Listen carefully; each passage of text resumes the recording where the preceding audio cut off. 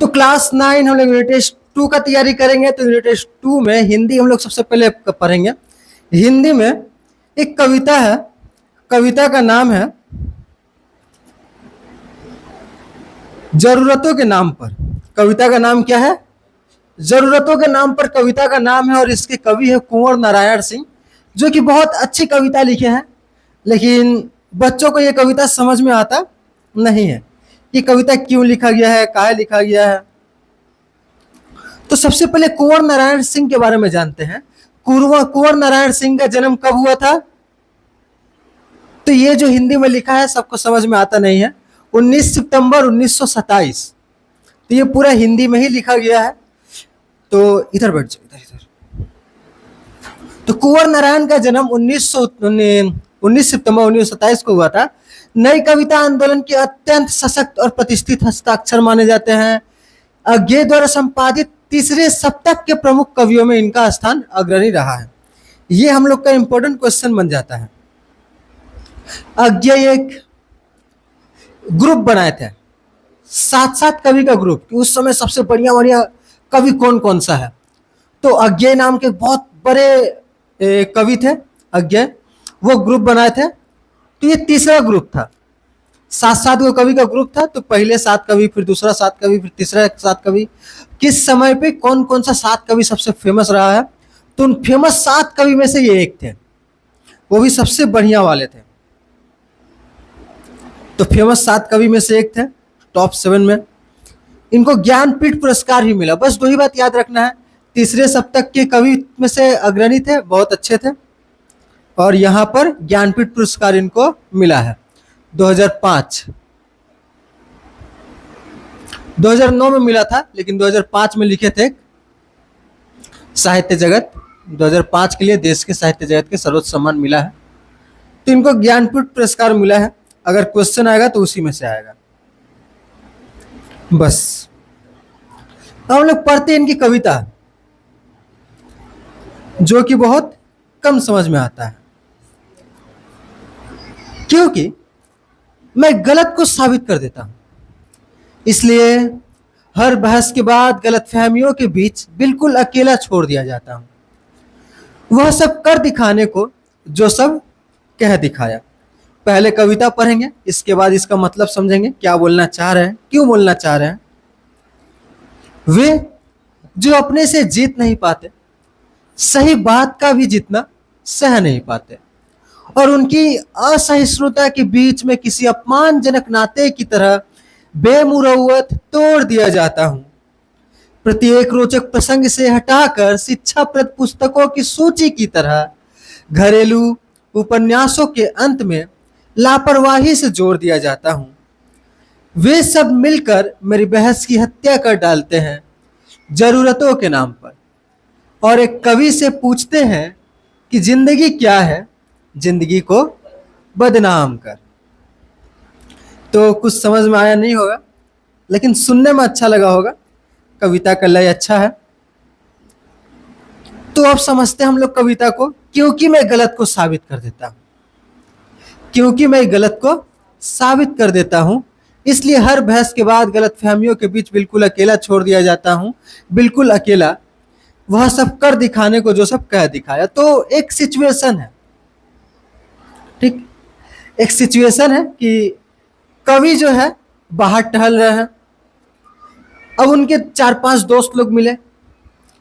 कवि बहुत अच्छे हैं, कवि कभी कुछ गलत काम नहीं करते हैं। और जब उनके चारों दोस्त मिलते हैं, तो चारों दोस्त एकदम महा किस्म के फालतू इंसान है, खराब आदमी है वो लोग।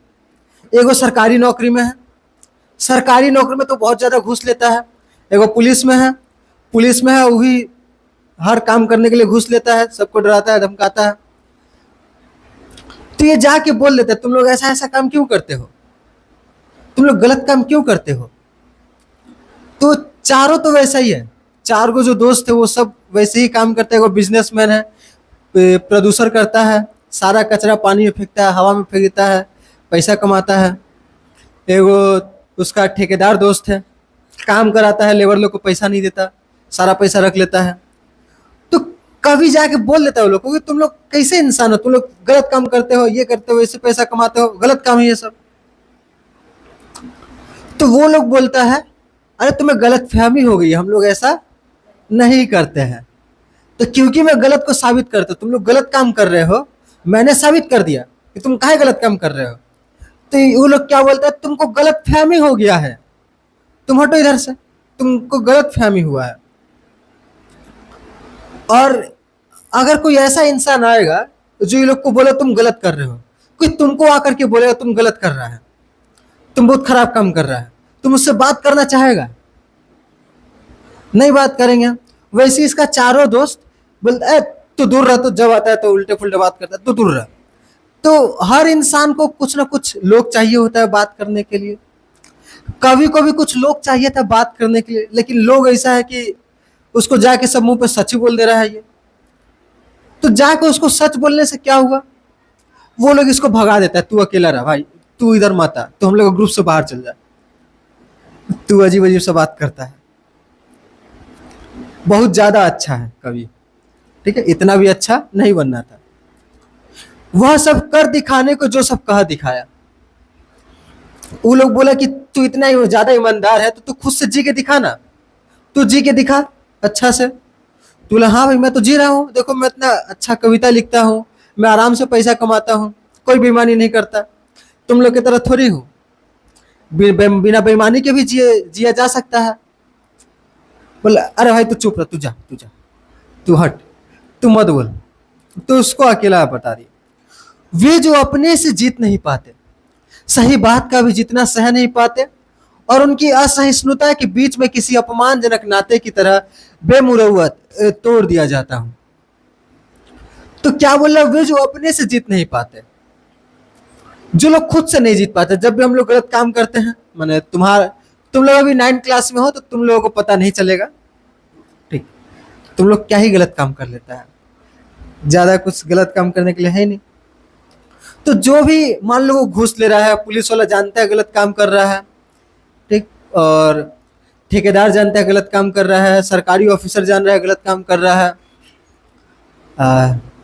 तो वो लोग जब जान रहे हैं गलत काम कर रहा है, गलत काम करके पैसा कमा रहा है, फिर भी वो लोग क्यों नहीं कर पाता है? तो एक लड़ाई होता है, अपने अंदर लड़ाई होता है, पता है कि गलत है लेकिन फिर भी उसको सही हम लोग करना चाह रहे हैं, सही है, किसी का भी नुकसान हो रहा है, मेरा फायदा हो रहा है, दूसरा का नुकसान हो लेकिन मेरा फायदा हो रहा है। होना क्या चाहिए था कि किसी मेरा नुकसान हो जाए लेकिन मैं किसी के साथ गलत नहीं करूंगा, तो ये एक अच्छा इंसान का निशानी है। लेकिन ऐसा इंसान जो चाह रहा है कि मेरा फायदा हो चाहे दूसरों का नुकसान हो जाए, तो वो हार गया। वो किससे हार गया? अपने अंदर की अच्छाई से हार गया। उसको इंसान बना था, अच्छा इंसान बना था, लेकिन वो अपने आप से हार गया। इसलिए क्या बोल रहे, वे जो अपने से जीत नहीं पाते, खुद से लड़ाई चल रहा है कि मन में लड़ाई चल रहा है, नहीं ये सब गलत है, नहीं करना चाहिए, लेकिन मेरा फायदा हो रहा है, तो अपने अंदर के अच्छाई को हरा दिया, लेकिन अपने अंदर के अच्छाई से हार गया। तो वे जो अपने से नहीं जीत पाते, खुद से जीत ही नहीं पा रहे हैं, सही बात का भी जितना सह नहीं पाते, खुद से तो नहीं जीत पाया, खुद तो गलत काम कर रहा है, अब कोई आ करके उसको बता भी रहा है तू गलत काम कर रहा है, तो उसके ऊपर खुद उल्टा सुना, भाई कहाँ गलत काम कर रहा है, नहीं कर रहा है गलत काम, तू उसको गलत फहमी हुआ है, चल दूर हट, उसको अकेला छोड़ दिया जा रहा है। और उनकी असहिष्णुता के बीच मैं किसी अपमानजनक नाते की तरफ बेमुरौवत तोड़ दिया जाता हूँ। उसके बाद क्या होता है कि जब भी कवि आता है, इस तरफ आ रहा है, 4 गो दोस्त बात कर रहा है, साइड साइड आ रहा है का, इसको कुछ भी बोल देंगे, कुछ भी नाम दे देंगे, क्या बोलते हैं ये लोग को, कि जो खराबी बोलता है, तो ये आ रहा है, चलो यहाँ से हटो, इसको देख करके लोग साइड हट जाएगा, ये आया था बातचीत करने के, ये लोग साइड हट जाएगा। इसलिए क्या बोल रहा है कि अपमानजनक नाते की तरह बेमुरौवत तोड़, मुंह घुमा लेता है उसको देख के सब, जब भी आता है इसको देख के सब मुंह घुमा लेता है। आएगा तो ज्यादा ज्ञान का बात करेगा, ज्ञानी है, हरिश्चंद्र बनता है, ये है वो है, तो उसको देख करके मुंह हटा लेता है। प्रत्येक रोचक प्रसंग से हटाकर शिक्षाप्रद पुस्तकों की सूची की तरह घरेलू घरेलू उपन्यासों के अंत में लापरवाही से जोड़ दिया जाता हूं। जब भी कोई बढ़िया बात हो रहा होता है, कवि आता है तो ये लोग बोलता है चुप रहो, कुछ नहीं बोलेगा, ये और नहीं तो अपना मुंह खोलेगा, बताएगा क्या क्या हेन तेन उल्टा पुल्टा बोलने लगेगा। हटाओ, चुप रहा, सब कोई चुप रहा। कवि के ऊपर कोई ध्यान नहीं देता, कवि से कोई बातचीत नहीं करना चाहता। काहे नहीं बात करना चाहता, तो कवि का सच बोल देगा, कवि आज सच बोल देगा, अच्छाई का बात हमेशा करेगा। तो कवि जो है अपना तुलना कर रहा है किताब की तरह। बहुत सारे किताब होता है हम लोग घर में, कोना में पड़ा हुआ रहता है, कोई उसको उठा के कहीं पढ़ता भी नहीं है, धूल जम जाता है, तो वो बोल रहा है कि हम ऐसा किताब है जो कोना में पड़े रहते हैं, कोई नहीं पूछता। तो कवि अपना तुलना किससे कर रहा है? किताब से कर रहा है। अच्छा अच्छा कहानी का किताब तो सब पढ़ता है, लेकिन जिसमें अच्छा बात लिखा रहता है उसको कोई नहीं पढ़ता, वो कोना में पड़ा रहता है। तो बोलता है कि हम वही अच्छाई वाला बात वाला किताब है जो कोना में पड़ा रहता है, कोई हमसे बात नहीं करना चाहता, कोई नहीं पढ़ना चाहता, कवि चुपचाप अकेले रह जाता है। सब बोलता है कि वो अच्छा इंसान है, लेकिन उससे कोई बातचीत करना नहीं चाहता है। वे सब मिलकर मेरी बहस की हत्या कर डालते हैं जरूरतों के नाम पर। तो वे सब मिलकर के और ज्यादा सच बोलता है तो ये बोल देते कि अरे जरूरत है भाई, आजकल के जमाना में अगर घूस नहीं लेंगे तो जिंदगी कैसे चलेगा। पुलिस का 30,000 रुपया तनख्वाह मिल रहा है, 30,000 रुपया। अभी महंगाई बहुत ज्यादा बढ़ गया है। स्कूल अगर इंग्लिश मीडियम पढ़ाने जाओ तो लोग 5,000 10,000 रुपया महीना ले लेगा। बचा क्या? बहुत सारा खर्चा है। तो लो भाई, इतना सैलरी से तो काम नहीं चलेगा, इसलिए घूस तो लेना पड़ेगा। घूस लेना हमारी जरूरत है। अब वो फिर मुंह खुला, घूस लेना कब से जरूरत बन गया है? जैसे बोला तो चुप रहा, तू भाग इधर से, चप चप, कुछ नहीं बोलेगा। हम बोले ना जरूरत है मेरा, चुप रहा, इसको चुप कराओ सब।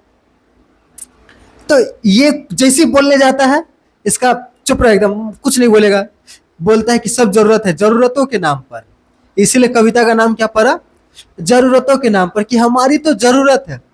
ठीक है, तो एक एग्जाम्पल जो रिलेटेबल लगे, जैसे कि दूध में पानी मिलाया जाता है, ठीक है, तो हम लोगों को पता है गलत है, लेकिन फिर भी उतना सा दूध से तो कमाई उतना होगा नहीं। तो हमारा भी जरूरत है कि हम लोग क्या करें, दूध में पानी मिलाना ही पड़े, क्या है, जरूरत है। क्योंकि असली दूध का दाम थोड़ा ज्यादा है। अब आदमी को बोलने जाएंगे कि दूध का दाम 20 रुपया पौआ, वो बोले छोड़ दे भाई, कल से मत आना। इसलिए दूध को थोड़ा पतला, थोड़ा पानी मिला करके 15 रुपया पौआ, 10 रुपया पौआ बेचना पड़ता है। तो वो क्या है, जरूरत है, जरूरतों के नाम पर। अब तुम्हारे सामने कवि आ जाएगा, बोले पानी क्या मिला रहे हो, बोले जरूरत है भाई। अरे काची का जरूरत, तो तुम 15 रुपया पौआ, चुप रहो, तुम्हारे इधर से। हम तुमको पढ़े थे सर्वेश्वर लाल सक्सेना का कविता में, तुम जरूरतों के नाम पर सबका सच्चाई खोलने आता है, पोल खोलना, तू भाग इधर से। तुमको सब अकेला छोड़ देता है, तुम इधर से भाग। फिर एक कवि से पूछते हैं जिंदगी क्या है, जिंदगी को बदनाम कर। तो ये कवि है। कवि जब आता है सामने तो उससे पूछते हैं, अरे कवि भाई इधर आओ, बताओ जिंदगी क्या है, जिंदगी के बारे में थोड़ा बताओ, अपने पर्सपेक्टिव को बताओ। अब ये कवि आके मन में सोच रहा है, ये लोग तो जिंदगी को खराब करके रखा है अपना, और हमसे आकर के पूछता है जिंदगी क्या है। अब ये बता देगा जिंदगी क्या है। ये बताना चाहते रहे कि देखो जिंदगी में कभी किसी के साथ बेईमानी नहीं करना। ये चारों बेईमान भरा हुआ है। अब ये लोग को जाके बताएगा क्या कि बेईमानी नहीं करना, फिर चुप करा के हमको भगा देगा। ये बोलता नहीं भाई हमसे मत पूछो, हम नहीं बताएंगे। ये जैसे ही बताएगा तो इसको भगा देगा। मतलब थोड़ा सा बात कर ले भाई, हम अकेला काहे रहेंगे, चलो। इसलिए क्या लिख रहा है कि एक कवि से पूछते हैं जिंदगी क्या है, जिंदगी को बदनाम कर। खुद जिंदगी को बदनाम कर दिया है, लेकिन कवि से पूछ रहे बताओ जिंदगी क्या है। तो जिंदगी क्या है, हमेशा दूसरों की मदद करते रहना। कवि के हिसाब से दूसरों की मदद करना, दूसरों के साथ बेईमानी ना करना, अच्छे से जिंदगी जीना। लेकिन इसके दोस्त लोग क्या कर रहे हैं, बेईमानी से ही जी रहे हैं। उनको गिल्ट फील भी नहीं आता, गलत कर रहे हैं, गलत महसूस भी नहीं होता कि गलत कर रहे हैं। बोलते हैं कि जरूरत है हमारा, दूसरे का नुकसान हो तो होने दो। तो ये कविता है, और अभी शायद कविता समझ में आया होगा। जरूरतों के नाम पर, नाम काहे पर है?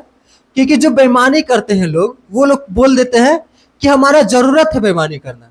अगर हम लोग जरूरत नहीं करें, जैसे पॉलिटिशियन लोग, वो लोग जब टिकट खरीदता है, जैसे एमएलए का टिकट खरीदता है, तो लोग 5 करोड़ 2 करोड़ मैंने करोड़ों रुपया देना पड़ता है ताकि वो लोग इलेक्शन लड़ सके।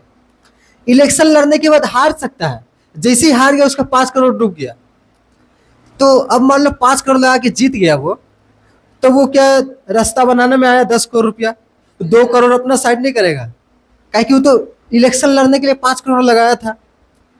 अब तो अपना हिस्सा तो निकालेगा, 5 करोड़ का 5 करोड़ का 50 करोड़ निकालेगा वो।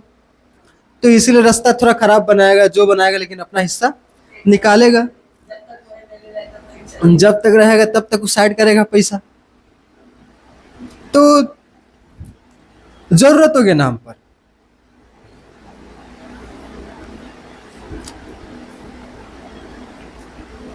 तो दुनिया कैसे चल रहा है? जरूरतों के नाम पर ही चल रहा है।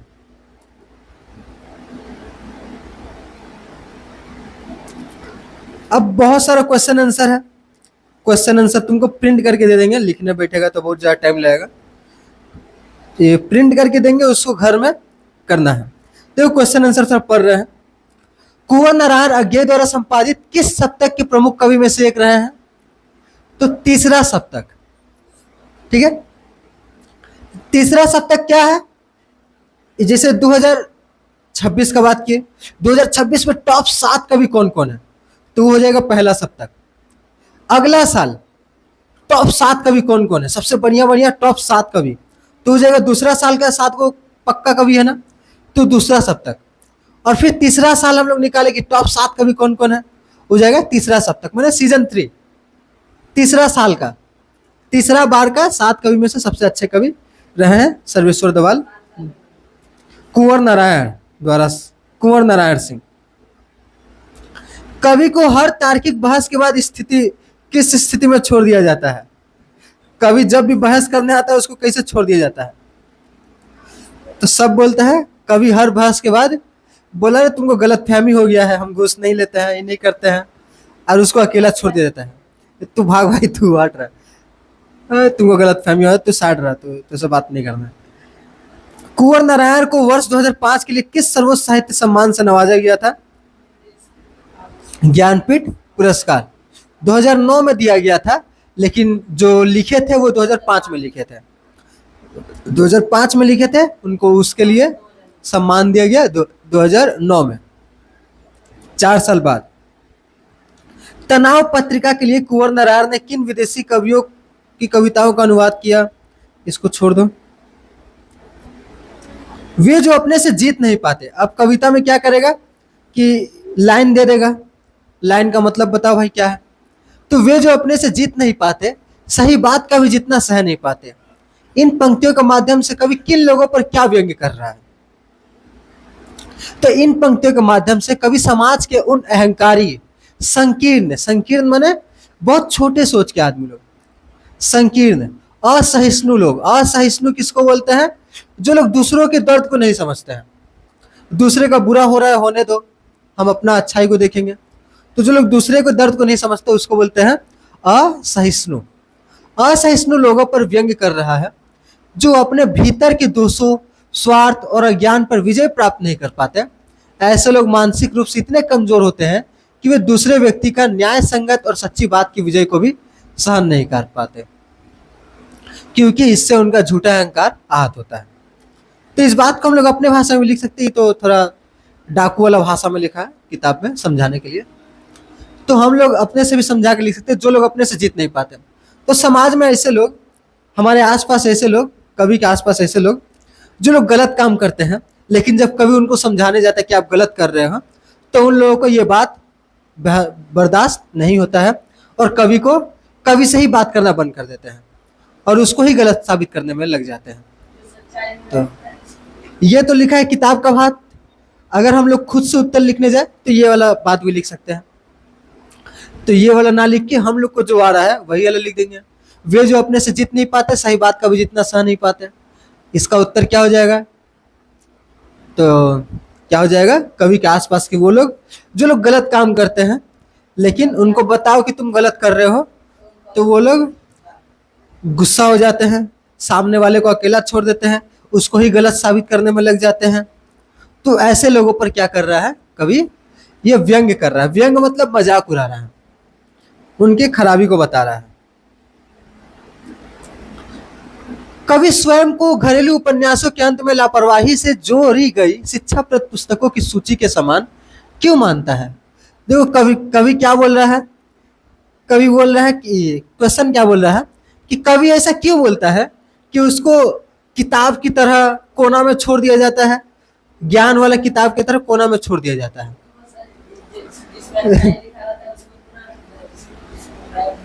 क्योंकि जैसे हम लोग के घर में उपन्यास, घरेलू उपन्यास मतलब अच्छा कहानी वाला किताब।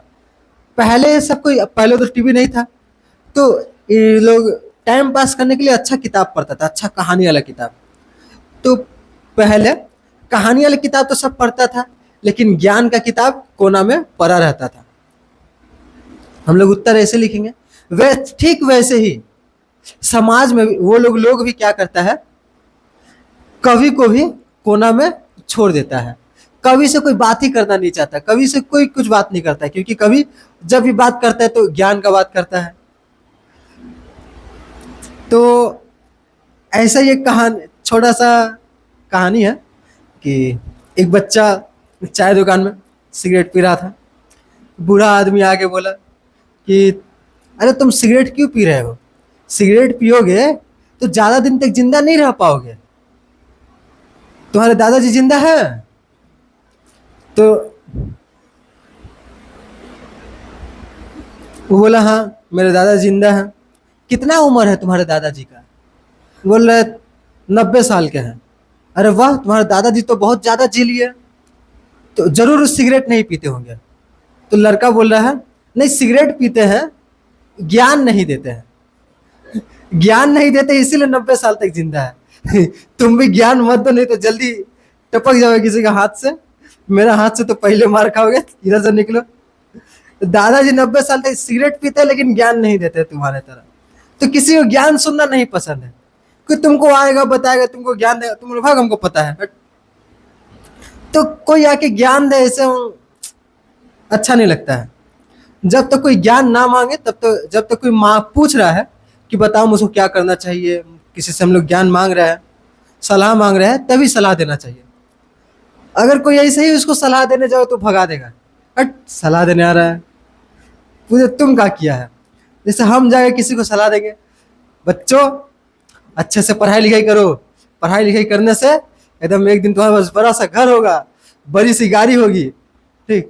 बोले भैया आप पढ़े हैं ना, आपका बड़ा घर किधर है भैया, आपका बड़ा गाड़ी किधर है भैया।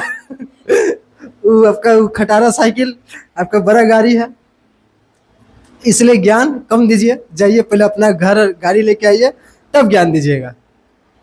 तो कवि भी ऐसा ही है, कवि सिर्फ आता है ज्ञान देने खातिर। तो कवि स्वयं को घरेलू उपन्यास के अंत में लापरवाही से जोड़ी गई शिक्षाप्रद पुस्तकों की सूची के समान क्यों बता रहा है? क्योंकि उस किताब को कोई नहीं पढ़ता और इससे भी कोई बातचीत नहीं करता है, इसलिए वो अपना तुलना कर रहे हैं ज्ञान वाला किताब जो कि किस कोना में पड़ा हुआ रहता है। खुद से उत्तर बना के लिखेंगे हम लोग। कविता के संदर्भ में स्पष्ट कीजिए कि सत्य और तार्किकता की आवाज को किस प्रकार दबाया जाता है। तो जब वो सच बताने आता है तो ये लोग क्या बोलता है कि हमारा, तुमको दो बात बोलता है, ये तुमको गलत फहमी हो गई है, और दूसरा बात क्या बोलता है, जरूरत है भाई, जरूरत है। घूस लेना आज के समय में, आज महंगाई इतना ज़्यादा बढ़ गया कि ज़रूरत है, सैलरी से तो नहीं हो पाएगा, इतना कम सैलरी मिलता है, सैलरी से गुजारा नहीं हो पाएगा, इसलिए हम लोग घूस लेना पड़ता है, इधर उधर से पैसा लाना पड़ता है, ठीक है। घर का संकट बताते हैं, स्कूल का फीस इतना है, घर का राशन का खर्चा इतना है, EMI हो गया है, लोन हो गया है, तो ये सब खर्चा बताते हैं। वे क्या बोलते हैं कि हमारी जरूरत है, और यही बोल करके उनकी बहस की हत्या कर डालते हैं। अब थोड़ा, वे सब मिलकर मेरी बहस की हत्या कर डालते हैं जरूरतों के नाम पर। इस पंक्ति में कवि क्या बोलना चाहता है?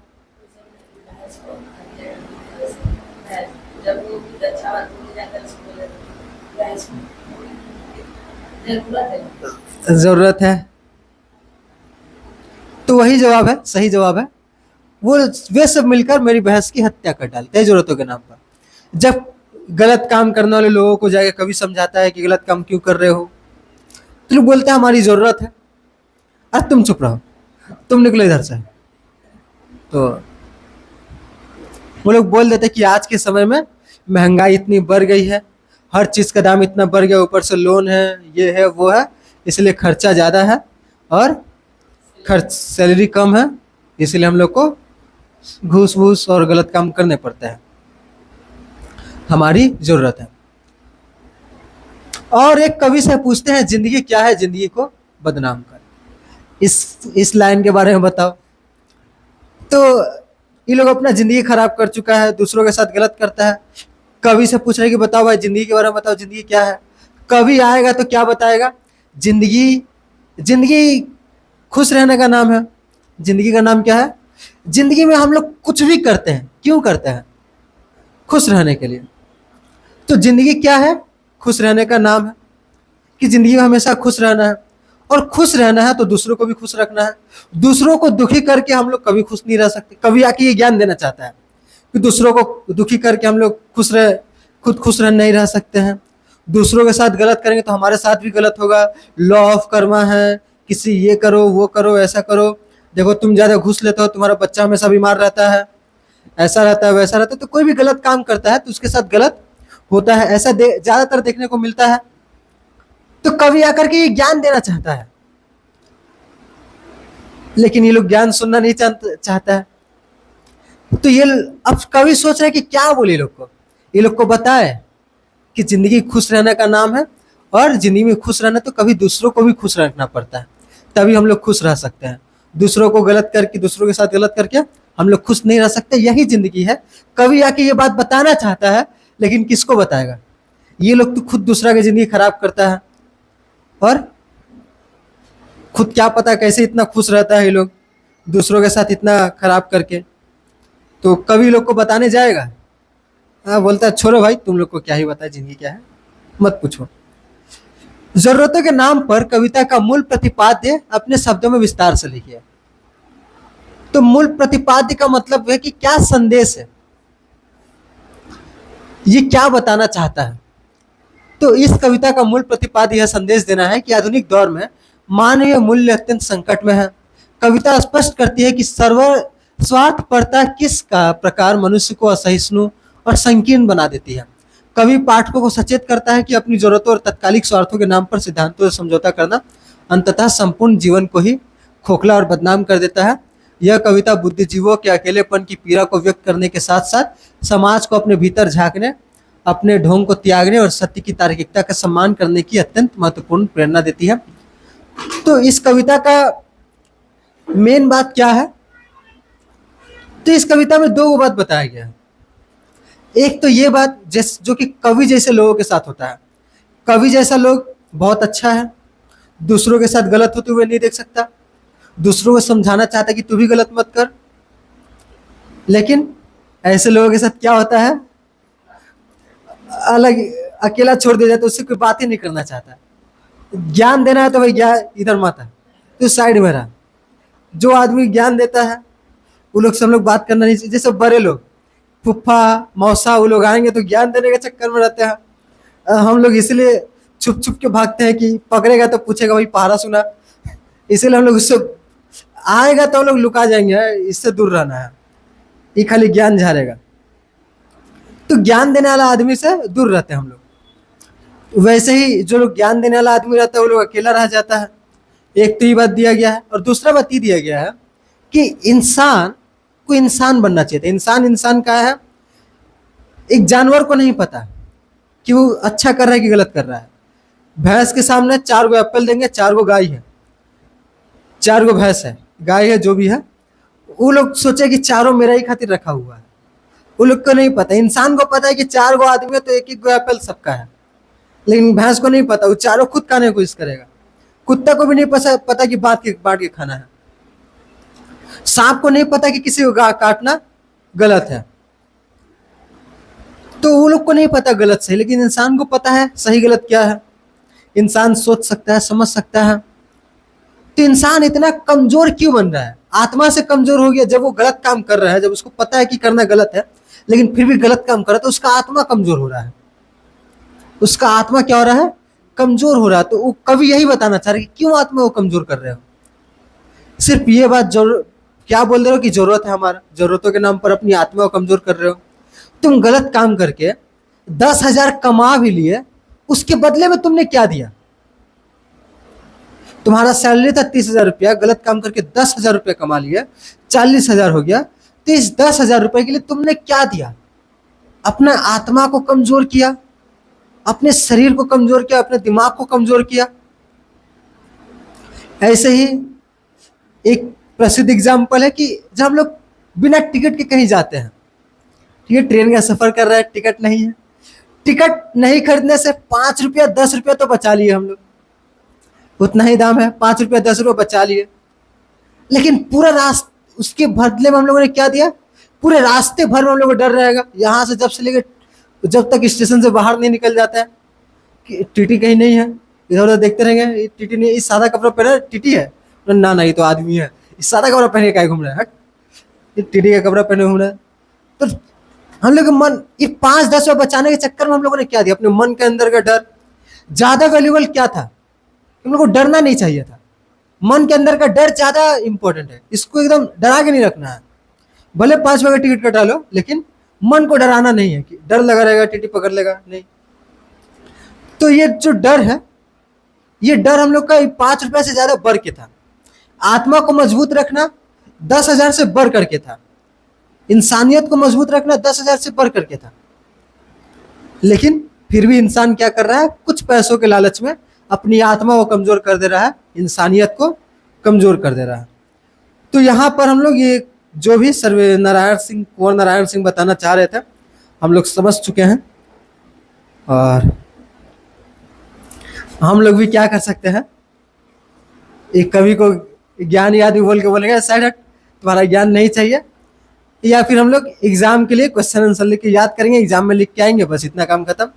या फिर तीसरा चीज हम लोग का कि इनका बात को सुनेंगे और हम लोग कोशिश करेंगे कि हम लोग अपनी आत्मा को कमजोर ना होने दें कुछ चंद पैसों के लिए। तो ठीक है, तो जो लोग ऑनलाइन देख रहे हैं क्लास 9, तो जो लोग ऑनलाइन देख रहे हैं वीडियो को लाइक कर देना, शेयर कर देना, सब्सक्राइब कर देना, अपने सभी दोस्तों को भेज देना ताकि वो लोग भी समझ सके। ठीक है, मिलते हैं नेक्स्ट वीडियो में।